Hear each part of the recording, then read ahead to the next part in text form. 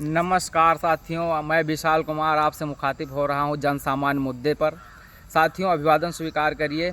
आज 17 सितंबर को हम आप लोगों से बात करना चाहते हैं। एक ऐसे महान विभूति, एक ऐसे महारथी का जन्मदिन है, ऐसे महारथी की जयंती है कि जिसकी जितनी ही उनके कार्यों की सराहना की जाए कम है।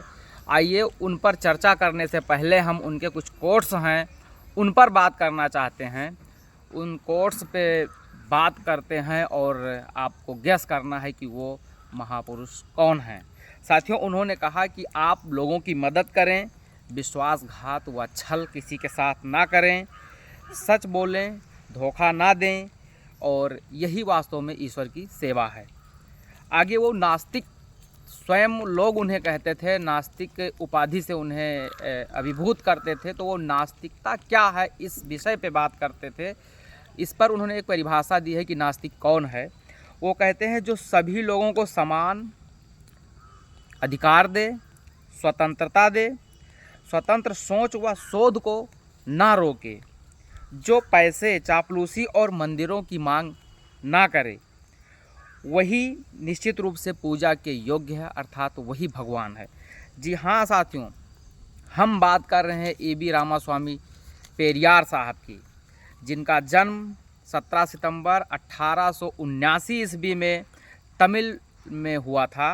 वो उनका पूरा नाम इरोड वेंकटप्पा रामास्वामी पेरियार था, जिनको तमिल के लोग थानथाई कहते थे। पेरियार का शाब्दिक अर्थ है सम्मानित व्यक्ति। साथियों, द्रविड़ कग्जम आंदोलन के जनक माने जाते हैं। तमिलनाडु के ये प्रमुख राजनेता थे। 20वीं सदी में चमकते हुए सितारे थे, जिन्होंने दलितों, शोषितों, वंचितों और महिलाओं के लिए काफ़ी कार्य किया है, और हमारा भारतीय समाज उनका ऋणी है। साथियों, पेरियार अपनी मान्यता का पालन करते हुए मृत्यु पर्यंत तक अडिग रहे और दलितों, शोषितों, महिलाओं के हितों और अधिकारों की रक्षा करने के लिए सदैव तत्पर रहे। साथियों, आइए हम उनके जीवन पे और बात करते हैं। वो तमिलनाडु के इरोडा प्रांत में उनका जन्म हुआ था, उस समय जो ब्रिटिश प्रेसिडेंसी थी उसमें, और वो बलीजा जाति में पैदा हुए थे। बलीजा तमिलनाडु में एक ऐसी जाति है जो व्यवसायी है। वो बलीजा जाति में पैदा हुए थे। उनकी स्थानीय शिक्षा जो है प्राथमिक पाठशाला में हुआ। 5 सालों तक मात्र उन्होंने शिक्षा ग्रहण किया। उसके बाद वे अपने पैतृक व्यवसाय में लग गए। साथियों, एक प्रसंग आता है कि उनके पिताजी के कोई ब्राह्मण मित्र थे। तो उनका ब्राह्मण मित्र जो थे, उनका एक भाई अपराधी था, तो उसको पकड़वा देते हैं पेरियार साहब, जिसकी वजह से उनको उनके पिताजी के द्वारा मार पड़ता है और वो गृह त्याग कर देते हैं। गृह त्याग करते हैं तो काशी में आते हैं, और काशी में आकर के एक निःशुल्क भोजनालय चल रहा होता है। वहाँ पर वो प्रवेश करने की कोशिश करते हैं, बार बार प्रवेश करने की कोशिश करते हैं। उनका प्रवेश नहीं हो पाता है, उनको दुत्कार कर भगा दिया जाता है। कारण पता करने पे पता चलता है कि वो गैर ब्राह्मण थे।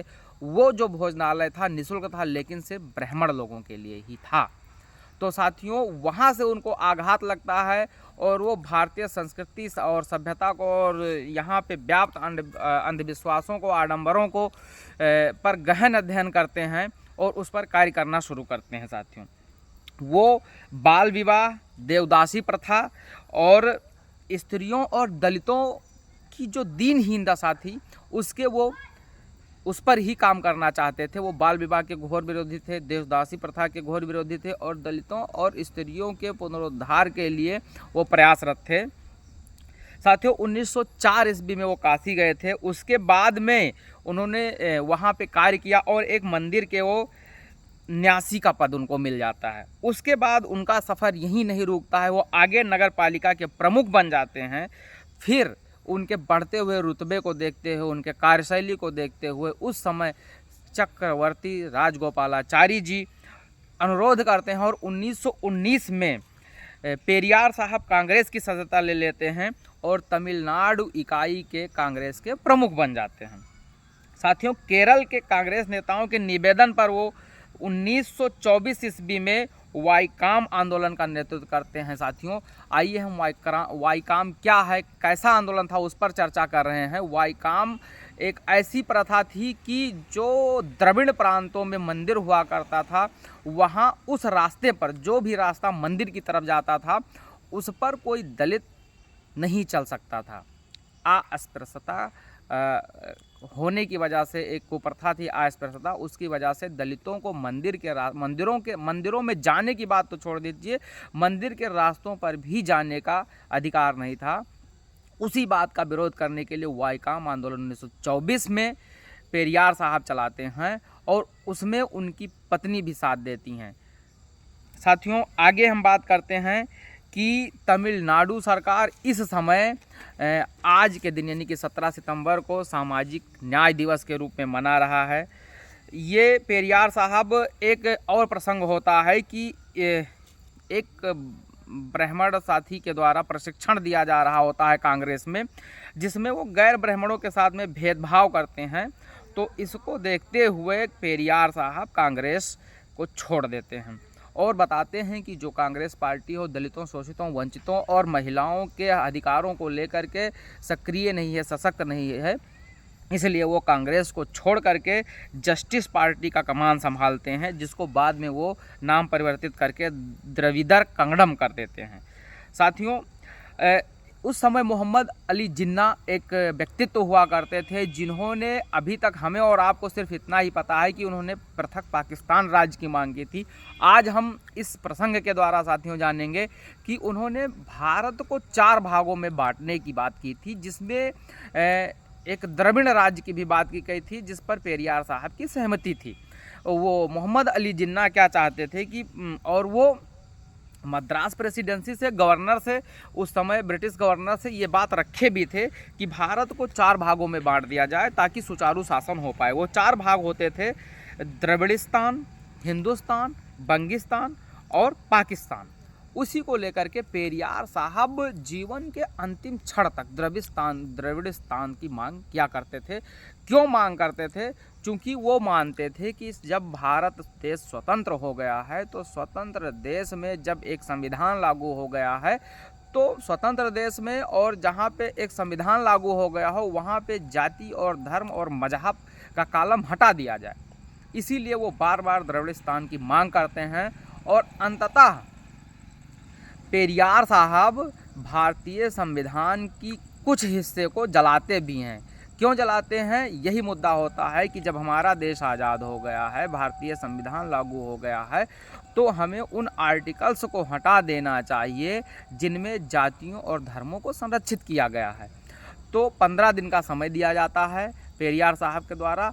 जब 15 दिन के अंतर्गत उन आर्टिकल्स को हटाने के लिए काम नहीं किया जाता है भारतीय सरकार के द्वारा, तो वो उस भारतीय संविधान के उस हिस्से को जला देते हैं जो धर्म, समुदाय और जातियों को संरक्षित करता है।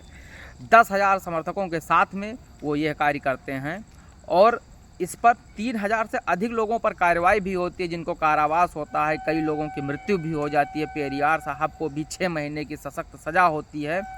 लेकिन पेरियार साहब अपने विचारधारा पे अडिग होते हैं। साथियों, पेरियार साहब स्वतंत्रता का अर्थ बताते हैं कि तर्क के आधार पर मनुष्य द्वारा सही माने जाने वाले विचारों और कार्यों का सम्मान करना ही स्वतंत्रता है। स्वतंत्रता और आत्मसम्मान के बीच बहुत अंतर नहीं है। और साथियों, आगे हम बात करते हैं कि यही नहीं, भारतीय संविधान को ही जलाने की, संविधान के कुछ हिस्सों को तो जलाते ही हैं, लेकिन 1955 में पेरियार साहब के द्वारा भारतीय नागरिक ध्वज को भी जलाने की कोशिश की जाती है। 1957 में भारत के नक्शे को भी जलाने की बात की जाती है। क्यों? क्योंकि वो एक समय हुआ करता था जब हिंदी भाषा को पूरे देश में लागू करने की बात की जाती थी। तो पेरियार साहब अपने द्रविड़ प्रांतों में हिंदी भाषा को जबरिया थोपने के पक्ष में नहीं थे, इसलिए वो ये बातें करते हैं। साथियों, आइए थोड़ी सी बात और हम आपसे करना चाहेंगे। 17 सितंबर 1960 को द्रविड़ नाडु अलगाव दिवस के रूप में वो मनाते हैं। द्रविड़ नाडु अलगाव दिवस के रूप में इसलिए मनाते हैं चूँकि पेरियार साहब जो सुपीरियरिटी की व्यवस्था है जिसको हम ब्राह्मणवाद कहते हैं साथियों, उस समय उनकी एक रिपोर्ट थी कि 3% आबादी वाले लोग उच्च पदों पर, चाहे वो किसी भी प्रकार का पद हो, उच्च पदों पे शासन का, प्रशासन का, न्याय प्रणाली का कहीं का भी पद हो, 70% से अधिक हिस्सों पर इनका कब्जा है। तो वो बात करते थे कि जब हमारा देश आज़ाद हो गया है तो हर जगह समानता होना चाहिए, और वो जो है कांग्रेस के समक्ष बहुत पहले अंग्रेज़ों के समक्ष भी वो बहुत पहले ही दलितों और पिछड़ों के लिए आरक्षण की मांग करते हैं, जो उस समय नकार दिया जाता है। वो इस पक्ष में थे साथियों कि जब देश आज़ाद हो गया है तो यहाँ पे सभी को समान अधिकार होना चाहिए, जल जंगल और ज़मीन में सभी का समान हिस्सा होना चाहिए। इसी को लेकर के वो आजीवन आंदोलित रहते हैं। साथियों, पेरियार साहब एक अपने आप में युग थे। हम आपसे निवेदन करना चाहते हैं कि वो उस ईश्वरीय सत्ता को नकारते हैं जो ढोंग, पाखंड और आडंबर से बसा हुआ है। वो ईश्वर से 15 सवाल करते हैं। तो आज उनकी जयंती पे श्रद्धा सुमन अर्पित करते हुए हम आप सभी से निवेदन करते हैं कि गूगल पर जाकर के आप उनके उन 15 सवालों को पढ़िए, उनके विचारों को पढ़िए, पेरियार साहब की विचारधारा को आगे बढ़ाइए। जय विज्ञान, जय संविधान, जय पेरियार। धन्यवाद।